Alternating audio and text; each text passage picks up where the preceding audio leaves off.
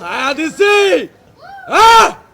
নারী দর্শকরা বলছে শুনুন আমি লাইফে আমার মায়ের কথা শুনেছি, আমার বউয়ের কথা শুনেছি, আমি ঠকিনি। সো নারী দর্শক যদি কিছু বলে ওটা মেনে নেওয়া ভালো। I am very much grateful. আসলে সত্যি কথা হচ্ছে কেউ কখনো পৃথিবীতে কারো জায়গা নিতে পারে না, এবং আমরা কেউ কারো জায়গা নেওয়ার জন্য তাহলে একটা জাস্ট রিপ্লেসমেন্ট ক্রিয়েট হবে। যার সাথে তুলনা দিচ্ছেন, he is an industry in himself. তো উনি এত বছর কাজ করেছেন এবং এত ভালো কাজ করেছেন, আমাদেরকে প্রতি বছর এত অসাধারণ ছবি উপহার দিয়েছেন। এটা তুলনা আসাটাও আমার জন্য অনেক বড় একটা প্রাপ্তি। তবে প্লিজ এই তুলনাগুলো কেউ করবেন না। This is my humble request to you.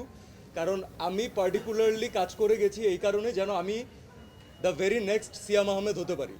তো আমি সেই আইডেন্টিটির জন্যই কাজ করব এবং আপনাদেরকে ইনশাল্লাহ সিয়াম আহমেদ হিসাবে কিছু দেওয়ার ট্রাই করব। কোনো জিনিস যদি খুব বেশি ভালো লেগে যায়, যেমন আমি আপনাদের সাথে শেয়ার করি, যখন প্রথম গানটা আমরা সিলেকশন টাইমে ছিল, যখন প্রথম গানটা আমাদের কাছে আসলো, আমি নিজে মনে হয় 14 বার আর 15 বার টানা শুনেছি, এবং পার্টিকুলারলি গাড়িতে শুনতাম, কারণ it has a different vibe. তো আমার মনে হচ্ছিল যে এই ভাইবটা যখন ঈদের সময় দর্শক পাবে তখন একটা সোনায় সোহাগা হবে। তো আলহামদুলিল্লাহ এভরিওয়ান হ্যাজ টেকেন দ্যাট, সবাই পছন্দ করছেন। ঈদে বাজানোর মতো একটা গান পেয়েছি আমরা, বিভিন্ন হলুদে বিয়েতেও হয়তো বাজবে। So I think I am loving the whole experience. কোনো প্রতিযোগিতা অনুভব করছি না, ট্রাস্ট মি। আপনাদের যদি মানে অনেক দর্শকের না, আসলে এটা হয় কি এক্সট্রিম ভক্তদের মাঝখানে এই জিনিসগুলো দেখা যায়। আপনারা বিশ্বাস করেন, যখন আমাদের একই সাথে আমরা জানি যে 3-4টা সিনেমা হাউসফুল চলছে, আমরা তখন আমাদের ওই সিনেমার যে কলিগ আছে, ওই সিনেমার যে ডিরেক্টর আছে, ওই সিনেমার যে প্রডিউসার আছে, আমাদের নিজেদের মাঝখানে কথা হয় এবং আমরা তাদেরকে কংগ্রেচুলেশনস বলি।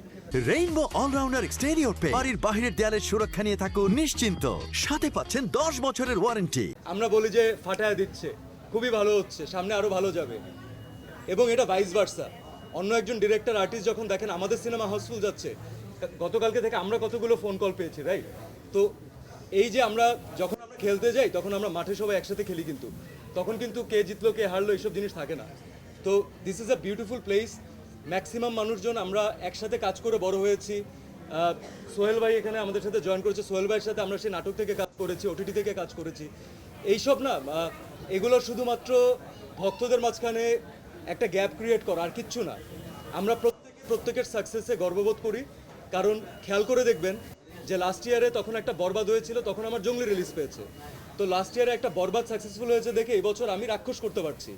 আলহামদুলিল্লাহ এই বছর রাক্ষস সাকসেসফুল হচ্ছে, ইনশাল্লাহ নেক্সট ইয়ারে অন্য কিছু হবে, আরো বড় কিছু হবে, রাইট?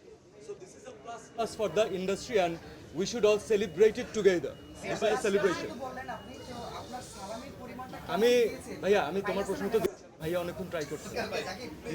কালকে ফেসবুকে একটা স্ট্যাটাস পেয়েছি আপনার, যে খায়া দিতাছি এমন একটা স্ট্যাটাস। জি জি জি। অনেকে অনেক কথা বলছে, এটা নিয়ে একটু যদি আপনার মুখ থেকে জানতে চাই, সেটা ক্লিয়ার করবেন। আচ্ছা, না না, আমি ফ্যাক্ট বলি, আমি গতকালকে প্রথম সিনেমা হলে দর্শকদের রিয়াকশন দেখেছি। যখন সিনেমাটা শেষ হয়েছে, আমরা তাদের সাথে ব্রিফ 2-3 মিনিটের জন্য দেখা করতে পেরেছিলাম, এবং আপনারা বিশ্বাস করেন নর্মাল টাইমে আমরা কি করি, জঙ্গলিতে আমি কি রিয়াকশন পেয়েছিলাম, আমাকে অডিয়েন্স ইমোশনাল হয়ে আমাকে বলেছে যে বাবা উই লাভ দ্য ফিল্ম। তারা ইমোশনাল ছিলেন। গতকালকে প্রথমবার অডিয়েন্স আমাকে জড়িয়ে ধরে অথবা আমাকে সামনে নিয়ে আমাকে বলছে যে ভাই খায়া দিছেন। তো এইটা হচ্ছে কি, যে একটা সিনেমার ডায়লগ যদি, গতবারও হয়েছে, বরবাদের সময় হয়েছে, তো যখন একটা ডায়লগ সাধারণ মানুষের ভিতরে চলে যায় এবং তারা যখন সেটাকে অ্যাকসেপ্ট করেন, তখন সেটা আসলে পপ কালচারের মধ্যে ঢুকে যায়।